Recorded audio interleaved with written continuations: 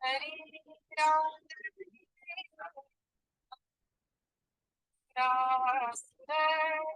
वंदित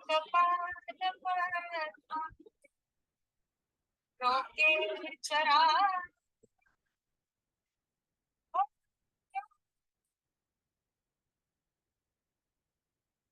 दातारणी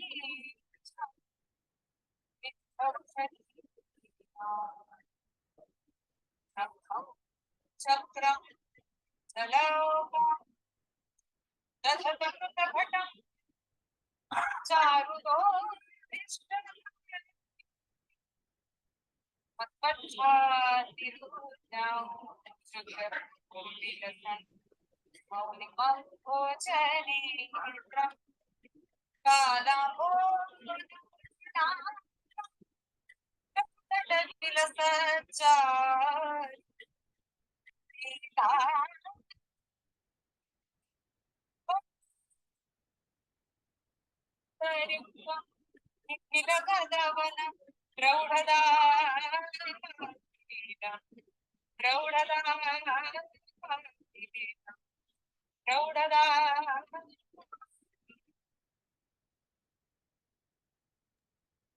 नमस्कार sir.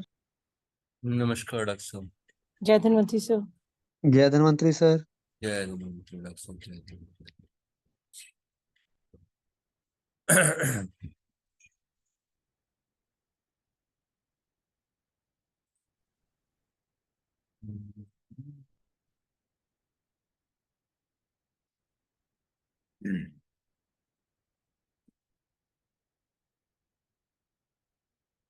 Good evening everyone. आज actually में क्या होता है कि समसामयिक यानी कि जो प्रेजेंट कंडीशन में एक फीवर चल रहा है डेंगू, डॉक्टर प्रगति को हो गया है और डॉक्टर नेहा के फादर को भी हुआ है। तो सुबह मैंने सोचा कि चलो कोई ना, हम इस पर आज चर्चा करेंगे। So ayurvedic management of dengue fever, कैसे उसको देखें।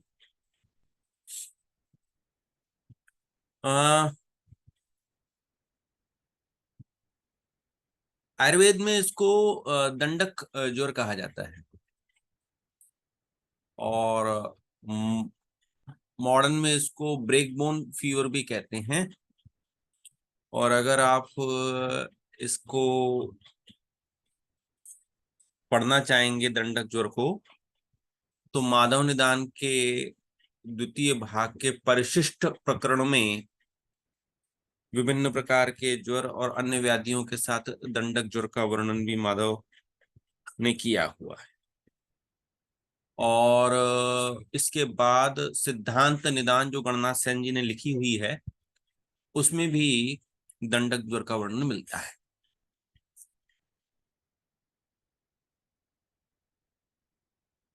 एटियोपैथोजेनेसिस अगर हम मॉडर्न पर्सपेक्टिव के अनुसार देखेंगे तो इनका कहना यह है कि ये सभी एज ग्रुप में, चिल्ड्रन हो, किशोर हो, वयस्क हो, उन सबको डेंगू जो है वह हो जाता है। और it is because of, just because of the एक वायरल इन्फेक्शन होता है, उसकी वजह से ऐसा हो जाता है। वायरल रेप्लिकेशन प्राइमरली मैक्रोफेजेस, एक स्किन के थ्रू जो मच्छर है एडिस इजिप्टी, वो काटेगा और उसका सलाइवा जो है वो आपके डर्मिस से अंदर होता हुआ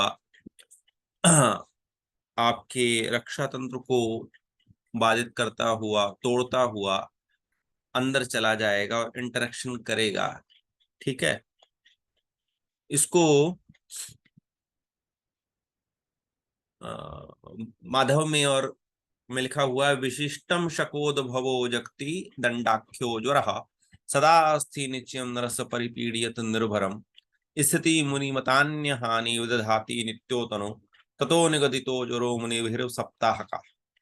और उसके बाद नीचे और एक श्लोक है मतलब निदान का ही, एवं डेंगू फीवरम तुम आंग्ल भाषा विज्ञा विद्या दंडाख्यम ज्वरम जो अस्थानाम नूनम भंजनम भूमि मध्य संभाषते नामधेयरमि भी। तो विशिष्टम शकोद भव यानी कि एक मच्छर की वजह से ये हो रहा है, ऐसा महर्षि माधव भी कह रहे हैं। ठीक है। जगती दंडाख्यो ज्वरः, जिसको कि दंडक ज्वर के रूप में जाना जा रहा है। ठीक है। सदा अस्थि निचयम नरस्य परिपीड़यत निर्भम, और यह अस्थि धातु पे, जैसा कि मैंने आपको कहा कि यह किस पर प्रभाव डालता है, यह प्रभाव डालता है, यह प्रभाव डालता है अस्थि, ब्रेक बोन फीवर इसलिए कहते हैं इसको। यह अस्थि पर प्रभाव डालने के कारण इसकी जो व्याख्या हुई दंडक ज्वर हुई। सदा अस्थि निचयम, अस्थि धातु पर संधि स्थान पर इसका प्रभाव पड़ता है। ठीक है। और आंग्ल भाषा के लोग जो हैं वो इसको दंडाख्य ज्वर कहते हैं। अस्थानाम नूनम भंजनम भूमि मध्य संभाषते, यानी कि अस्थियों पर इसका अस्थि में भेदनवत पीड़ा होती है, ऐसा लगता है कि वो टूट रही हैं, इसीलिए भी इसका नाम दंडक ज्वर रखा गया है। इतनी बात समझ में आ रही है क्या आप सब लोगों को? हाँ सर। हाँ जी सर। जी सबको सर। समझ में आ रही है? हाँ जी सर। एक मिनट रुकना।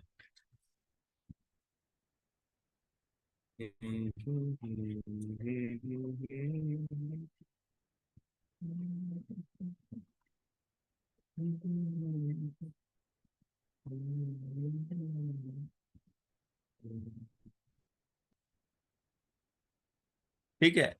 स्थिति मुनिमतान्य हानि विदधाति नित्यम तनु ततो निगदितो जोरो मुनिभिर्षे सप्ताह का, यानी कि ये क्या कहते हैं कि ये 1 वीक तक रहेगा। ठीक है। और इसका जो मॉडर्न में भी जो है वो इसका जो इंक्यूबेशन पीरियड है वो 8 दिन बताया गया है।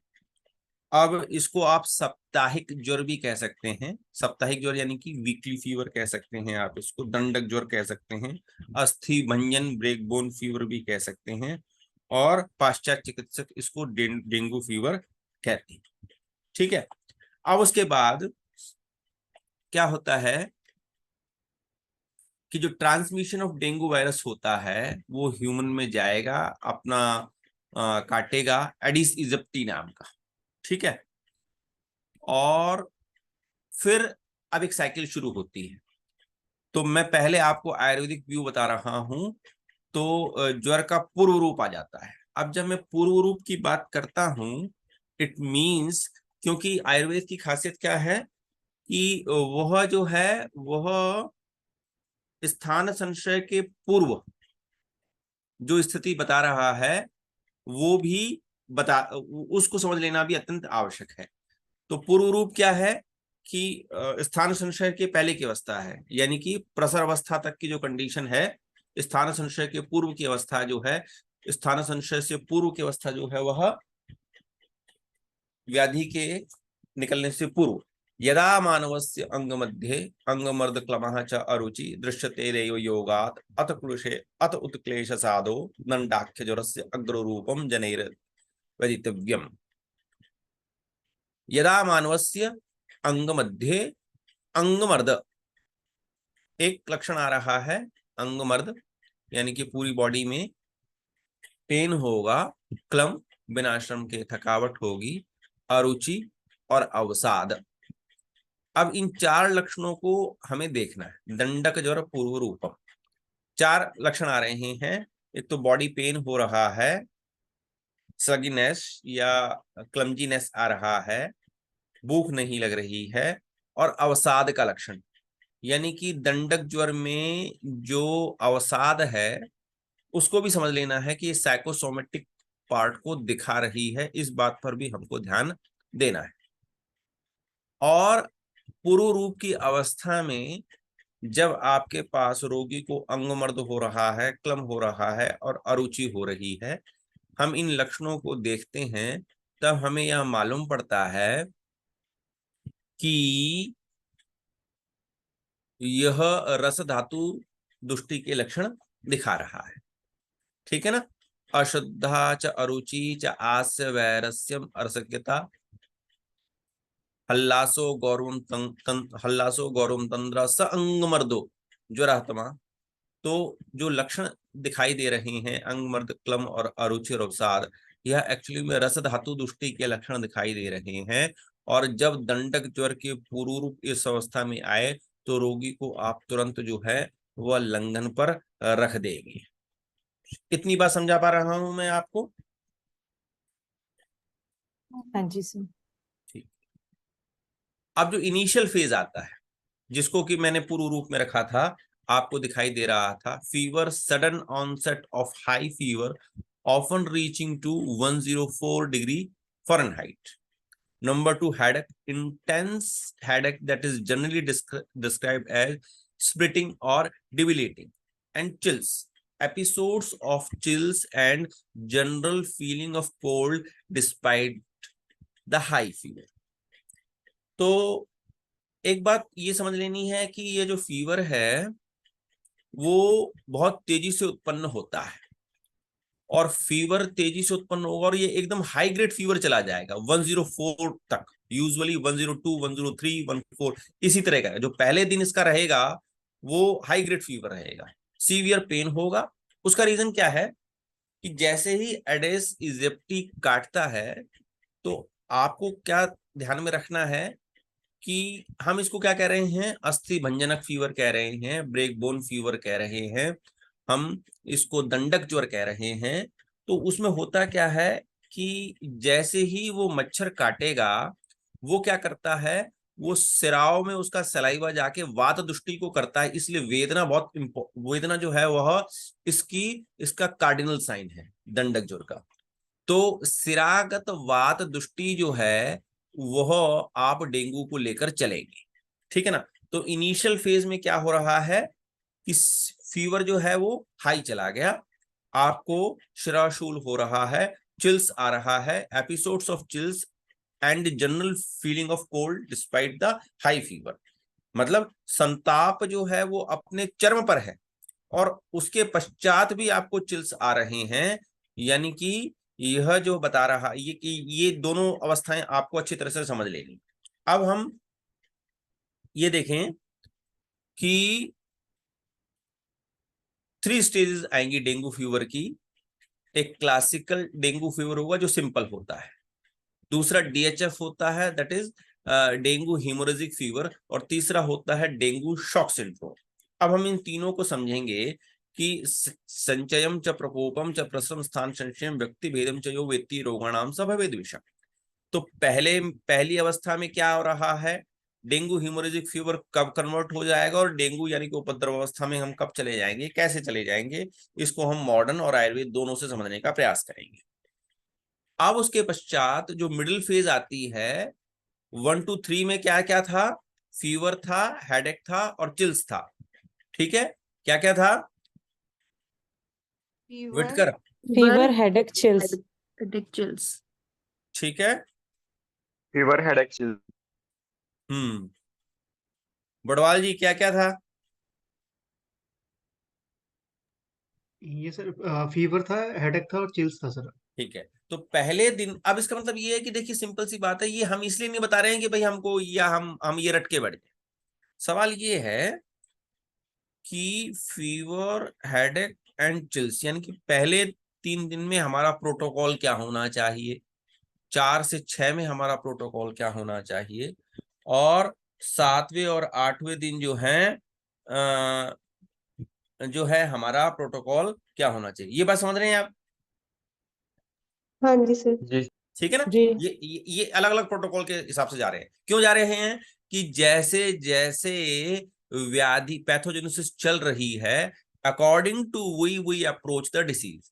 फर्स्ट पहले 3 दिन क्या हो रहा है, पहले तीन फीवर जो है वो हाई फीवर, ग्रेड फीवर जा रहा है 1 बार, शिराशूल हो रहा है 2 बार, और चिल्स आ रहा है 3 बार। चौथे दिन रीऑर्बिटल पेन यानी कि जो चक्षु पर pain behind the eyes exacerbated by eye movement, और रोगी आंख लगता है तो वो सीवियर पेन होता है। माइल्जिया मसल पेन हो जाता है, मांस धातु तक पहुंचा muscle pain that can range from mild to severe। arthralgia, joint pain that is often intense and may be mistaken for the condition like arthritis। and nausea and vomiting, episode of nausea often lead to vomiting। अब चौथे और 6वें दिन तक आए तो अब रस धातु के जो लक्षण दिखाई दिए थे पूर्व रूप में, फिर उसके पश्चात हम जो है वह मांस धातु क्रमशः चलते हुए रस, रक्त, मांस, मेद और अस्थि तक पहुंच गए। और फिर उसके पश्चात वो क्या कह रहे हैं कि रस धातु की जो दृष्टि होती है वो तीव्रतम हो जाती है। तब क्या होने लग जाता है कि रोगी को नोजिया एंड वॉमिटिंग होने लग जाती है। ये 4 to 6 डे का साइकिल है। उसके पश्चात फिर जो थर्ड फेज आती है,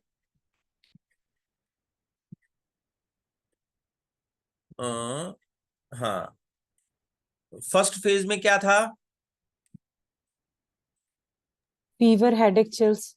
चिल्स, ठीक है। अर्जुन सिंह जी, सेकंड फेज में क्या क्या था? सर उसमें था पेरी ऑर्बिटल पेन था sir, myalgia, arthralgia sir. Jasbir ji? Retroorbital pain था, myalgia, arthralgia, nausea and vomiting. Sanjana?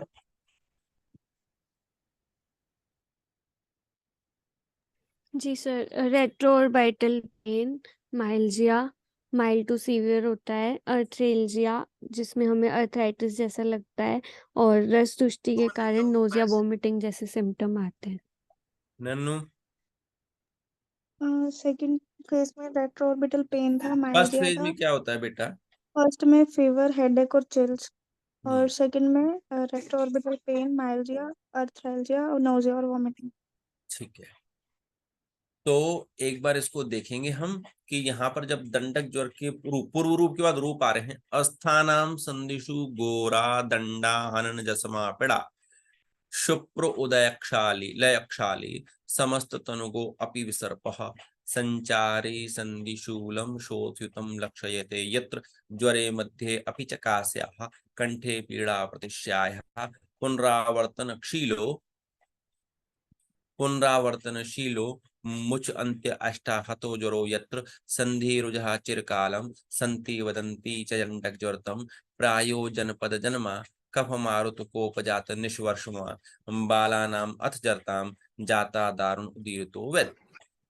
तो अब वो ये क्या कह रहे हैं कि अस्थानाम संदिशु, जिस ज्वर में अस्थि की संधियों का डंडा मारने जैसी घोर पीड़ा होती है, अस्थानाम संदिशु घोरा दंडा हनन जस्मा पीड़ा। ठीक है ना? ऐसा लग रहा है कि संधियों पर कैसा लग रहा है, कोई जो है वो डंडे मार रहा।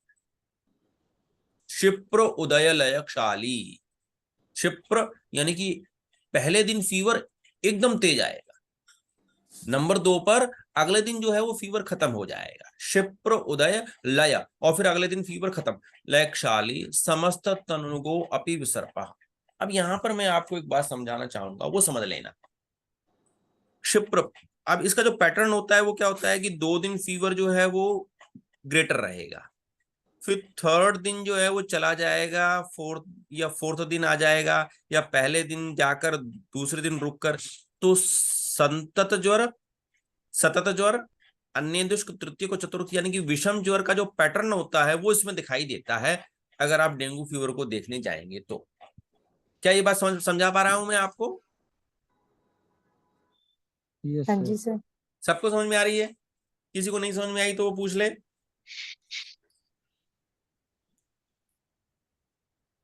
ठीक है। सर आ रही है समझ। अस्थानाम संदिशु घोरा दंडा हनन जस्मा पीड़ा, इसका मतलब क्या है पुनीत? सर अस्थि संधियों में सीवियर पेन होता है, अर्थराइटिस कंडीशन। कैसा पेन होता है? इंटेंस पेन, जैसे आर्थराइटिस जैसा, सीवियर, जैसे कोई डंडे से मार रहा हो ऐसा। जैसे कि कोई डंडे से मार रहा हो। क्योंकि पता है क्या, ये ऐसा लक्षण देखो, बिना किसी शास्त्र कभी भी दंडक ज्वर को वो लोग रोगी कहेगा कि भाई ऐसा लगेगा कि, क्योंकि अगर आप वात व्याधि के अध्याय में जाओगे ना तो वहां पर लिखा हुआ है वेदो अस्थि प्रवणाम, है ना?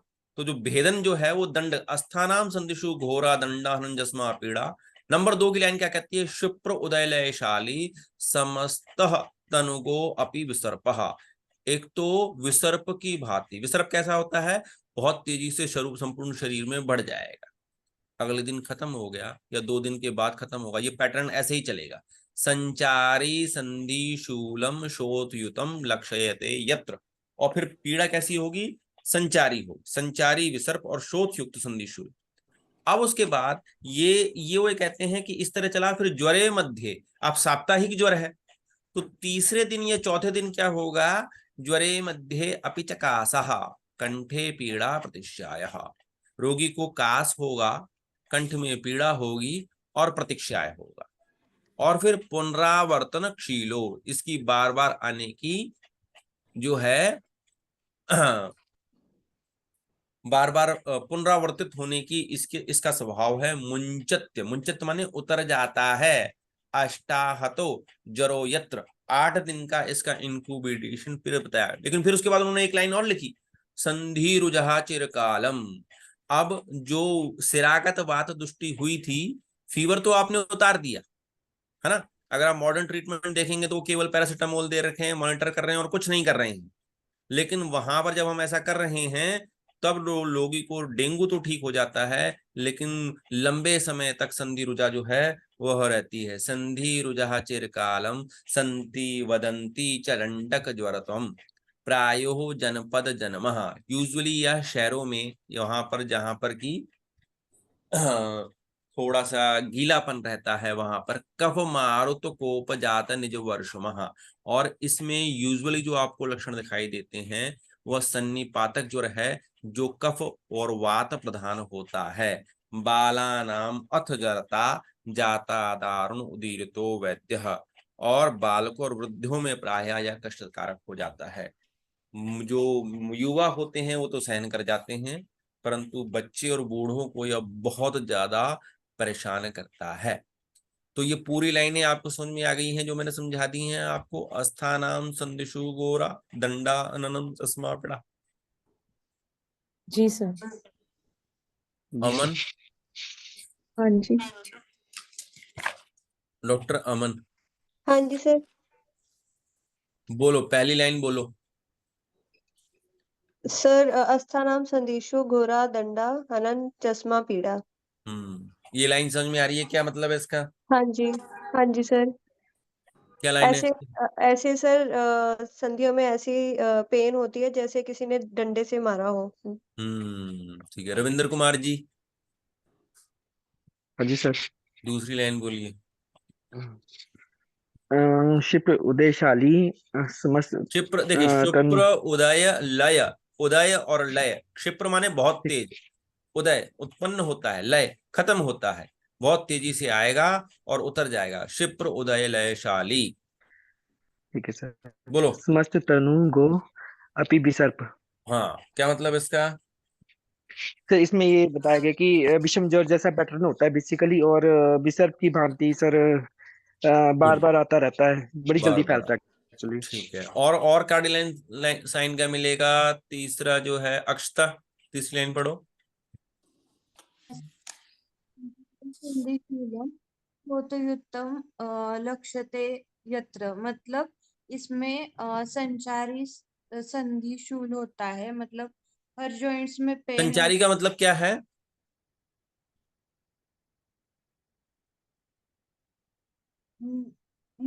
Continue pain. एक संचारी का जगह से मतलब क्या? दूसरी एक जगह से दूसरी जगह जो चला रिफर्ड पेन, रिफर्ड पेन। हम्म। ठीक है ना। संचारी संधि शूलम और शोथ आ रहा है। ठीक है। फिर उसके बाद डॉक्टर ममता, चौथी लाइन पढ़िए।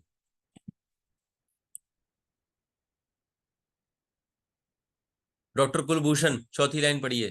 सर मैं बोल रही हूँ। हाँ ज्वरे मध्ये बोलिए डॉक्टर ममता, बोलिए।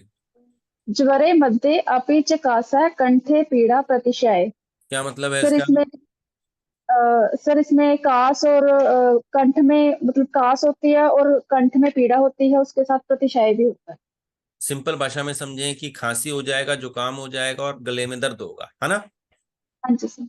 कुलभूषण जी, पांचवी लाइन पढ़ो। पुनरावर्तनशीलो मुंचते अष्टः तो ज्वर यत्र। क्या मतलब इसका? ये पुनरावर्तक ज्वर की तरह बार बार गैप के साथ होगा। ठीक है, 6वीं लाइन पढ़ो डॉक्टर जसविंदर। संधि रुजा चिरकालम संति वदंती च दंडक ज्वरम तम। सर संधि सारियों में रुजा पीड़ा होगी, चिरकाल मतलब ज्वर उतरने के बाद भी चिरकाल काफी लंबे समय तक संधियों में पीड़ा रह सकती है। संधि मतलब कि को दंडक ज्वर कहा गया है। वेरी गुड, शाबाश। इसमें कौन से दोष का इन्वॉल्वमेंट रहता है डॉक्टर मीनाक्षी? सर कफ और वात प्रधान। अच्छा, ये दूसरी मीनाक्षी है क्या? वेरी गुड, शाबाश। ठीक है, कफ और वात प्रधान, ठीक है। और बालकों को और वृद्धों को, बुड्ढों को नहीं, वृद्धों को यह अधिक कष्ट देता है। अब तीसरी फेज है रिकवरी फेज।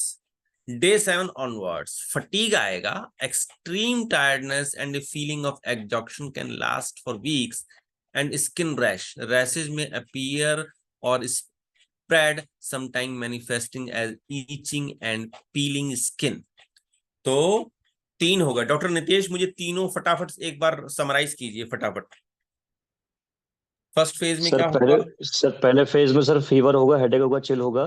ठीक सेकंड है। फेज में रेट्रोऑर्बिटल पेन होगा, माइल्जिया होगा, अर्थेल्जिया होगा और रज दुष्टि से नोजिया और वॉमिटिंग होगी। थर्ड फेज में सर थर्ड फेज में इसमें जैसे बताया कि दंड के समान इसमें दर्द होगा संधि और अस्थियों में।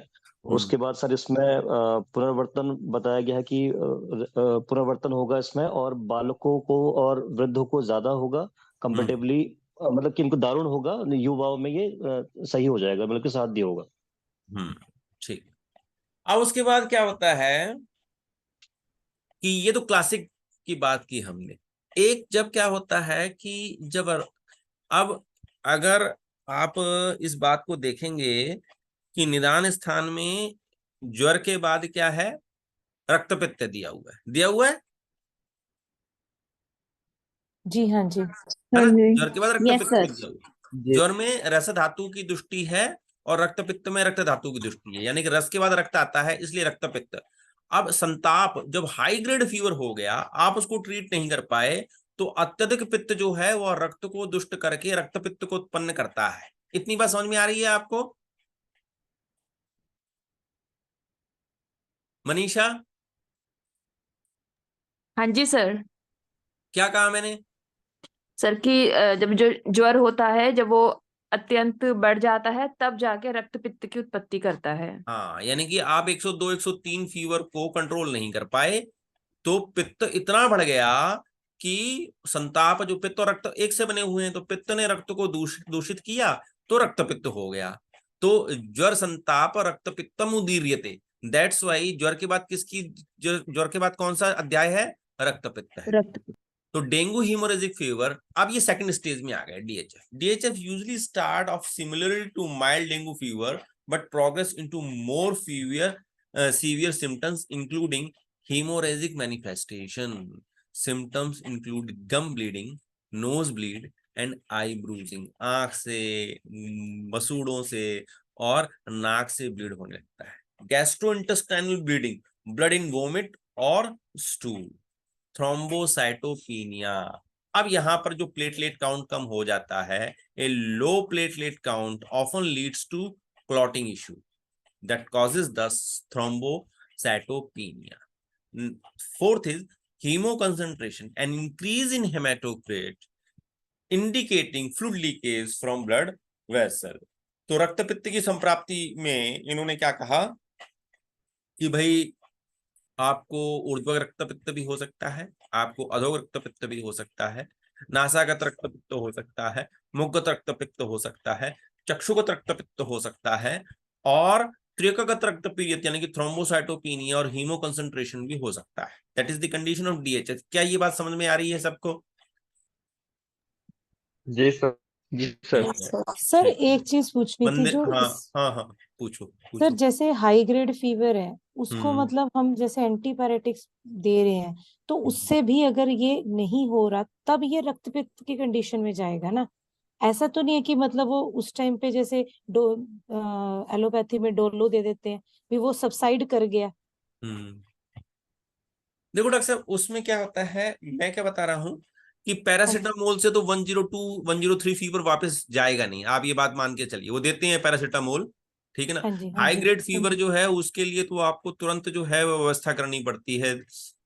मतलब वो जो कौन से जो बड़े बड़े वो देते हैं, इंजेक्टेबल वगैरह देते हैं, इंजेक्शंस, हाँ जी सर, वो पीसीएम वगैरह उससे का जैसे जाता है इंजेक्शंस ना। भी देते हालांकि हाँ। यूजुअली इनका जो ट्रीटमेंट है उसमें वो पैरासीटामोल ही लिखा हुआ है कि वो देते हैं, मॉनिटर करते हैं और वो देते हैं। उसके बारे में अभी अपन आगे चर्चा करते हैं। चलो वो बात समझ में, लेकिन उतना ही ये है कि अगर अगर आप उच्च रक्त का जो संताप है या ज्वर का टेम्परेचर आप नहीं कर पाए उसको, तो ये आपको दिक्कत देगा। ये बात समझ में आनी चाहिए आपकी, नहीं? ठीक, ठीक है सर, ठीक मंदिरा, है सर। बोलो डीएचएफ के बारे में फटाफट समझा दो मुझे। सर डीएचएफ जब सिमिलर होता है सिम्टम माइल्ड डेंगू की तरह, बट इसके सिम्टम उससे मोर ज्यादा होते हैं। तो इसमें ये रक्त पित्त के तरह जैसे ब्लीडिंग होती है नोज से, उदरगत रक्त और अधोगत रक्त के सिम्टम्स आते हैं, जिसमें कि हेमोरेजिक मैनिफेस्टेशन, गैस्ट्रोइंटेस्टाइनल ब्लीडिंग और थ्रोम्बोसाइटोपिनिया यानी कि प्लेटलेट काउंट जो होते हैं वो कम हो जाते हैं। नवदीप फटाफट समझाओ मुझे जल्दी से।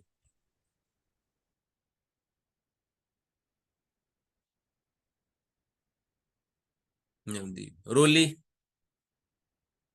सर ये डीएचएफ डीएचएफ कैसे हो रहा है? सर इसमें ब्लीडिंग स्टार्ट हो जाती है और क्यों हो गई ब्लीडिंग प्लेटलेट स्टार्ट? काउंट कम। ब्लीडिंग स्टार्ट क्यों हो गई? सर प्लेटलेट काउंट कम होने की वजह से। प्लेटलेट क्यों कम हो गए? प्लेटलेट काउंट कम क्यों हो गए? पुनीत। सर इसमें अगर माइल्ड फीवर कंट्रोल नहीं हुआ तो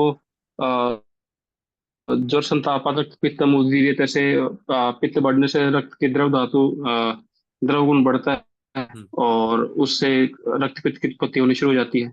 तो गम से, नोज से, आई से ब्लीड होना शुरू हो जाता है। जीआईटी ब्लीडिंग भी शुरू हो जाती है और द्रव गुण बढ़ने से प्लेटलेट काउंट भी कम होते हैं और वो फ्लूइड फिर बाहर निकलना शुरू हो जाता है वेसल से। ठीक है, गुड। अब ये उपद्रव अवस्था है, यानी कि संचय, प्रकोप, प्रसर, ये प्रथम अवस्था थी। फिर स्थान संशय की अवस्था थी। अब हम भेदावस्था में आ गए। Dengue shock syndrome, DSS, this is the most severe form and it's characterised by shock. Shock क्या होता है? शॉक की परिभाषा क्या है?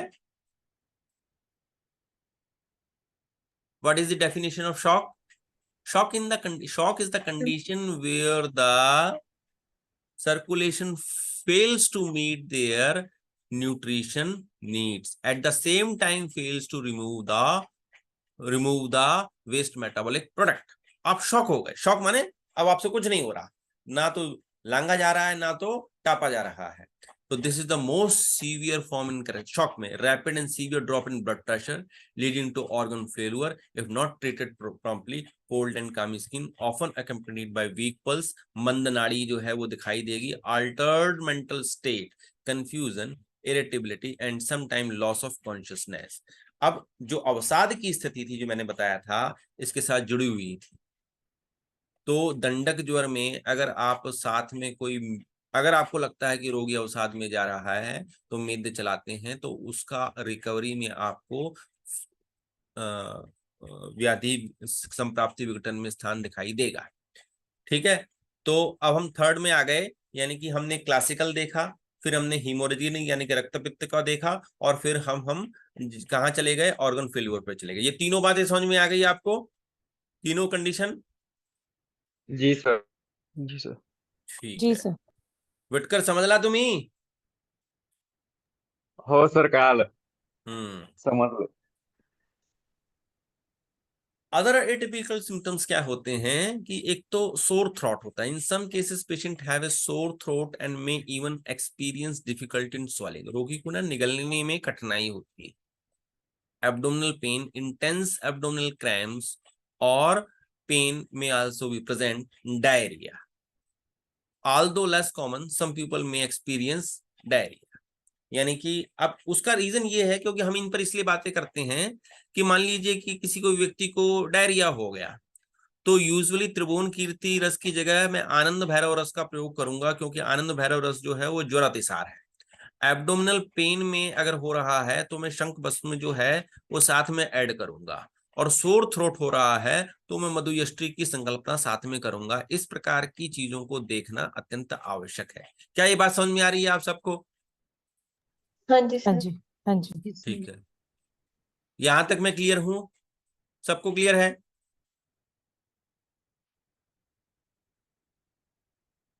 हाँ जी सर। जी ठीक। सर। अब इसके बाद क्या होता है कि अगर आप रोगी का फिजिकल एग्जामिनेशन करेंगे तो आपको रिलेटिव ब्रेडिकार्डिया और लिम्फेडिनोपैथी मिलेगी। Relative bradycardia and lymphadenopathy. और जब आप सीबीसी कराएंगे आप तो ल्यूकोपीनिया और न्यूट्रोपीनिया जो है वो ऑब्जर्व करेंगे and is observed and thrombocytopenia may occur due to increase platelet destruction which contribute to bleeding. जो ब्लीडिंग हो रही है वो क्यों हो रही है कि ल्यूकोपीनिया और न्यूट्रोपीनिया हो गया, और थ्रोम्बोसाइटोपिनिया जो है वो आपको 3 कंडीशन दिखाई दे रही। ब्रेडिकार्डिया का मतलब क्या होता है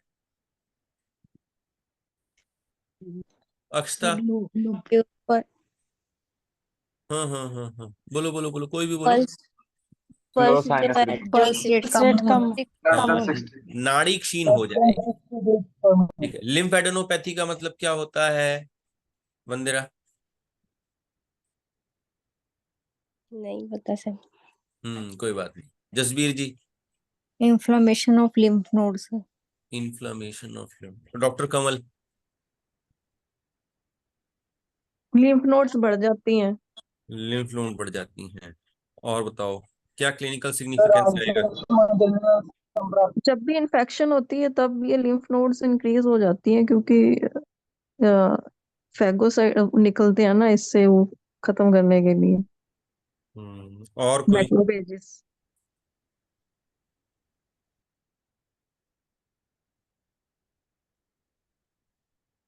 और कोई बताएगा जल्दी?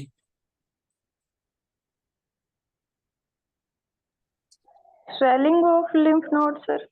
नहीं, मैं आयुर्वेदिक व्यू पूछना चाह रहा हूँ कि लिम्फेडेनोपैथी क्यों हो रही है। सर मांस धातु में दिक्कत आई है इसमें। सर क्षयजन्य संप्राप्ति। हाँ अच्छा, मैं वो नहीं समझ पाई इसीलिए। और थोड़ा सा और क्लियर करेंगे आप? देखो रस धातु दुष्टि हुई थी कि नहीं हुई थी? सर मांस धातु दुष्टि हो रही है इसमें। अरे डॉक्टर साहब पहले मैं पूछ रहा हूँ कि रस धातु दुष्टि दिखाई हाँ, दी थी कि नहीं दिखाई ये दी? हाँ जी, हाँ जी। लसिका से रिलेटेड है ना ये, फिर है ना हाँ। रस। जी जी जी। तो लसिका से रिलेटेड, लसिका लिम्फ लसिका है ना, तो रस धातु की दुष्टि के लक्षण दिखाई देते हैं। जब रस धातु एग्जॉस्ट हो जाती है ना तब लिम्फेडेनोपैथी के लक्षण दिखाई देने लग जाते हैं। ठीक है। अब उसके बाद यहां तक आपको रटा हुआ होना चाहिए, समझ में होना चाहिए। अब आपको डायग्नोस्टिक टेस्ट कराना है। Accurate and timely diagnosis of dengue fever is crucial for proper clinical management and outbreak control. Diagnostic test for dengue fever can be broadly categorized into virological test, serological test, molecular test. Here is an review. अब हम थोड़ा सा ये देख लेते हैं कि कौन कौन से अपने को करा रहे। सबसे पहले जो वायरोलॉजिकल टेस्ट है वो हम पूर्व रूप अवस्था और 1 to 3 डेज में कराने जाते हैं। डेंगू NS1 एंटीजन टेस्ट होता है। कौन सा टेस्ट होता है? Dengue antigen NS1। ये रिलीम किसका है? रिलीम फोन है किसी का, वो नाम नहीं याद आ रहा उसमें। Realm RMX 3612। Good evening sir, मैं गुरजोत जी, अरे वाह डॉक्टर साहब, वेरी गुड, सर। सही बात है, वाह।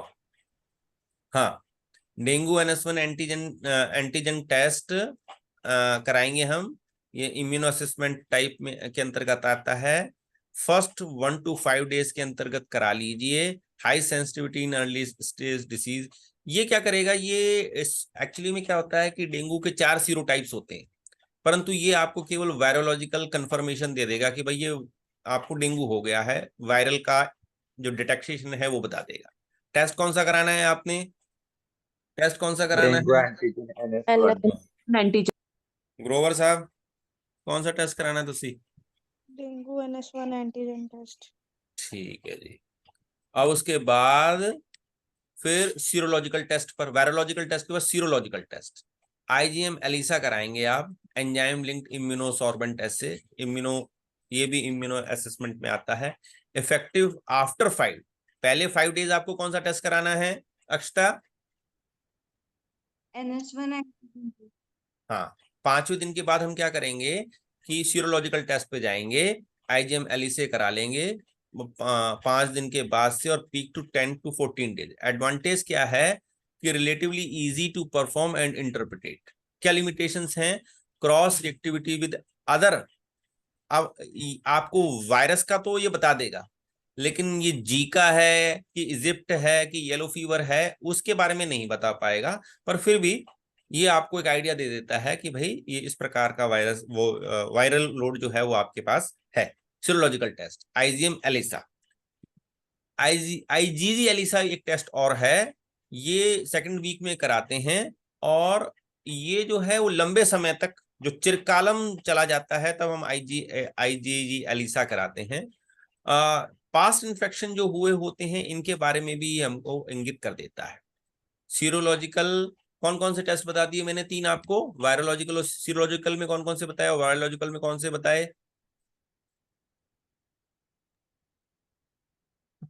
Dengue NS1 antigen. Mandira? Sir virological dengue NS1 antigen, और सीरोलॉजिकल में डेंगू IgM और IgG। ठीक है।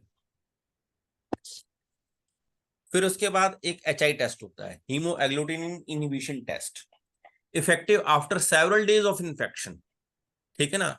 ये एपिडेमियोलॉजिकल स्टडी होती है कि भाई आसपास के लोगों को फैल रहा है तो हमें HI करा लेते हैं। फिर मॉलिक्यूलर टेस्ट, ये आप लोगों ने बहुत किया होगा, RT-PCR किया है ना, बहुत से लोगों ने। कोरोना में करते थे हम RT-PCR, करते थे कि नहीं करते थे? यस। है ना? Reverse transcription polymerase chain reaction. देखिए वायरस में बहुत से टेस्ट में हमारे में दिक्कत क्या है कि हम बहुत ज्यादा मॉडर्न को मान के चलते, लेकिन उनके पास कोई टेस्ट था नहीं एक्चुअली में। ये RT-PCR केवल वायरस को इंडिकेशन कर रहा था। मॉलिक्यूलर टेस्ट है, 1 to 5 दिन जब सिम्टम आते हैं, ये क्या करता है कि एक तो ये आपको कौन सा सीरो टाइप है उसमें आपको बता देगा, है ना, कि भाई 01 है, 02 है, 03 है, 04 है। ठीक है ना? RT-PCR। और उसके बाद जो तीसरा होता है QRT-PCR, quantitative reverse transcription polymerase chain reaction, ये आपको कितना वायरल लोड है वो क्वांटिटी भी बता देगा, effective in first to 5 days. ठीक है? इतनी बात सबको समझ में आ रही है जी? ठीक है। अब उसके बाद जो एक कॉम्बो टेस्ट होता है, डेंगू डू और कॉम्बो टेस्ट, इसमें ये क्या होता है कि इसका इंटीग्रेटेड प्लेटफॉर्म पे जाते हैं, varies but usually effective from day 1 to beyond 2 week, result तुरंत देता है। आपने देखा होगा कि RT-PCR वगैरह अपन करते थे तो एक टेस्ट और करते थे, वो याद है आप लोगों को, जो 24 घंटे में रिजल्ट दे देता था, 3 घंटे में रिजल्ट देता था। हाँ जी, हाँ जी, हाँ जी। वो ये टेस्ट है। ठीक है ना? Rapid test. Rapid test. ठीक है। अब मॉडर्न वाले क्या कर रहे हैं, एक तो फ्लूइड मैनेजमेंट दे रहे हैं, ओरल और intravenous fluid to manage dehydration, एक वो वेदना शामक दे रहे हैं एनाल्जेसिक, और मॉनिटर कर रहे हैं। ठीक है, यहां तक क्लियर है। और यहां पर उन्होंने बता दिया है pain management is critical but aspirin should be avoided as it may exacerbate haemorrhagic tendency. रक्त पित्त की को एस्पिरिन जो है वो क्या करता है, रक्त को द्रव धातु में कन्वर्ट कर देता है। ठीक है ना? तो एस्पिरिन नहीं देना एनाल्जेसिक में, आपको ये याद रखना है। Anti oral treatment no specific है। अब मैं थोड़ा जल्दी से चलता हूं आगे कि हाइड्रेशन मॉनिटरिंग क्लीनिंग, ये तो हो गया। फिर डेंगू इंटेंस ये भी हो गया। अब मॉडर्न, अब आपको ना वो 5 वो बता रहा हूं मैं आपको, जो ड्रग जो स्पेसिफिक है आप मिलाकर देंगे। एक तो गुड़ुची, अनंता और चोपचीनी।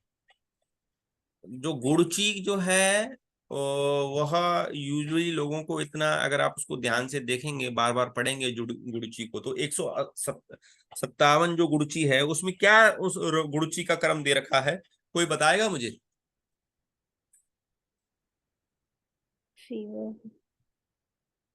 जो 157 अग्रद्रव्य दे रखे हैं उसमें गुड़ची क्या करती है? रक्त विबंधन हाँ हाँ हाँ हाँ हाँ। और बताओ, और कोई आवाज आई थी मुझे जोर से जरा?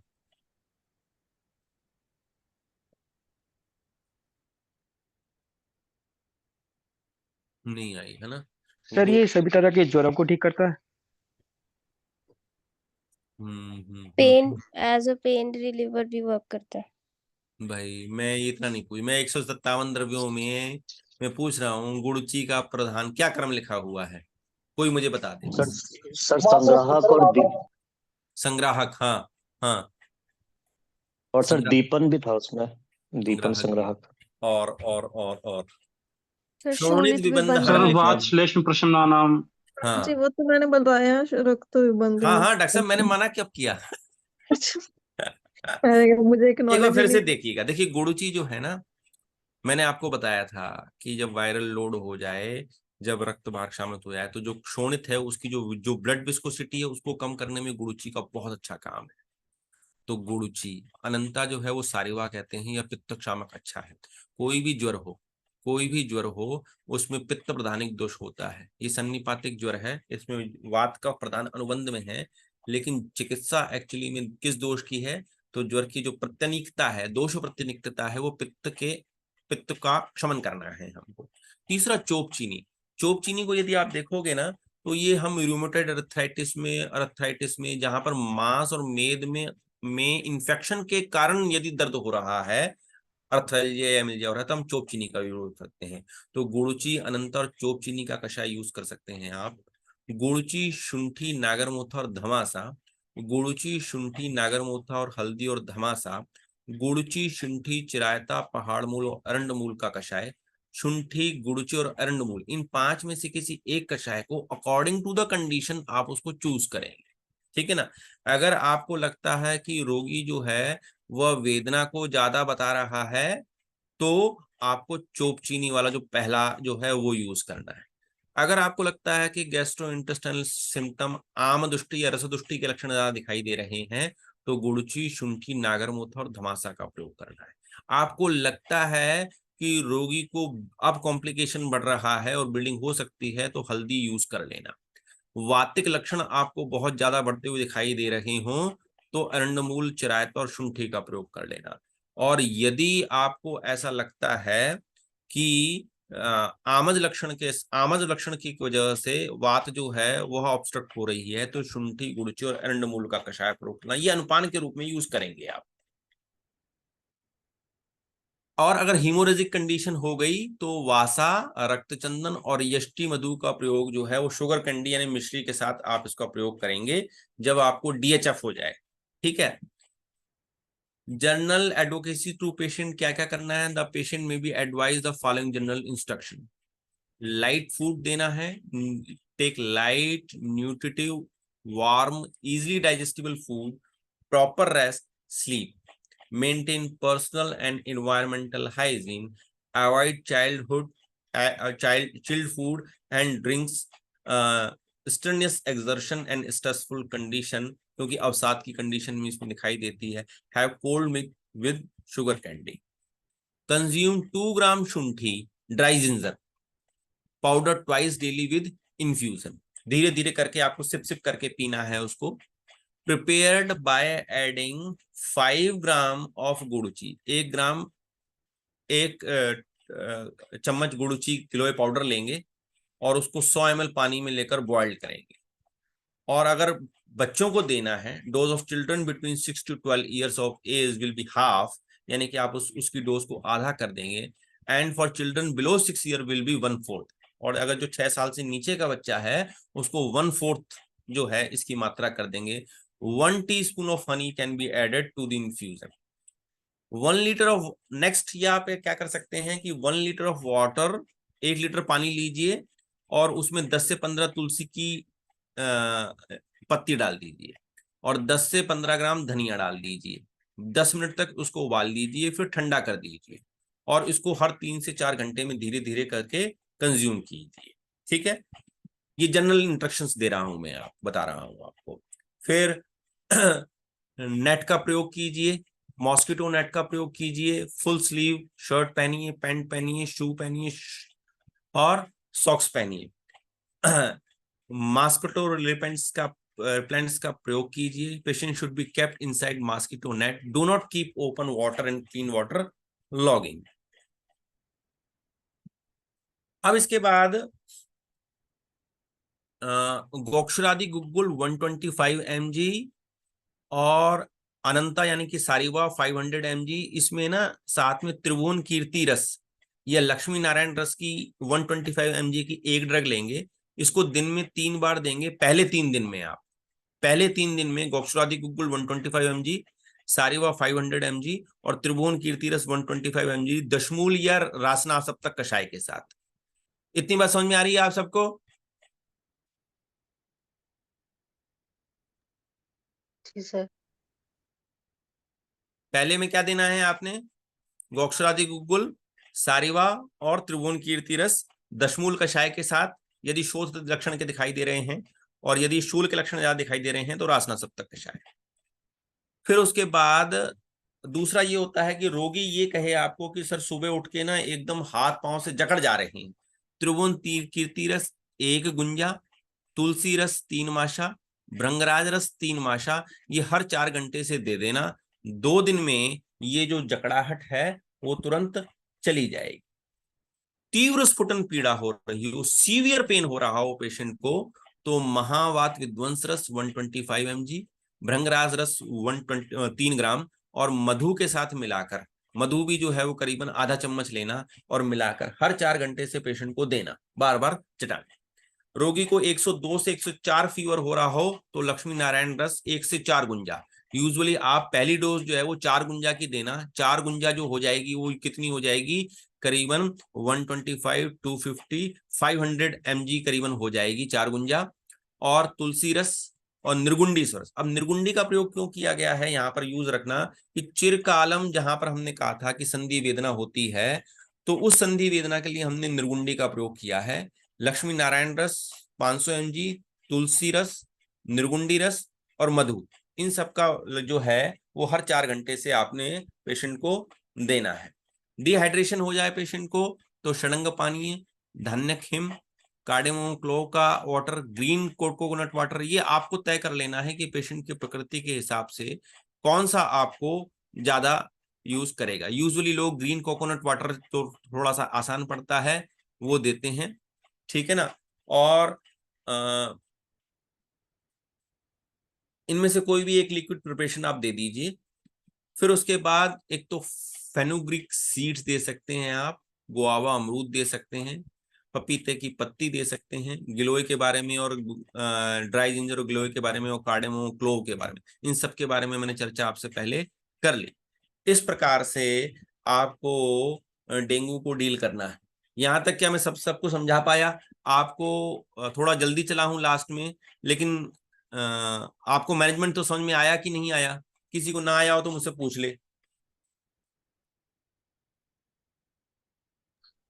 सर एक जगह बीच में हल्दी का यूज किया है, तो उसके बारे में। हल्दी का यूज, देखिए हल्दी जो होती है, हल्दी का काम क्या है?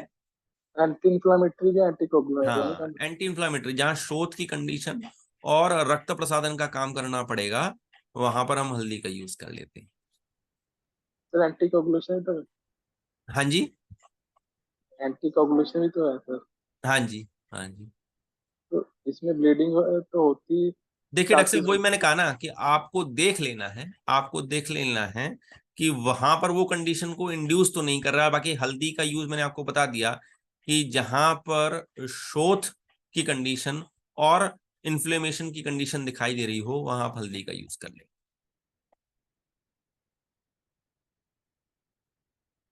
और कोई सवाल?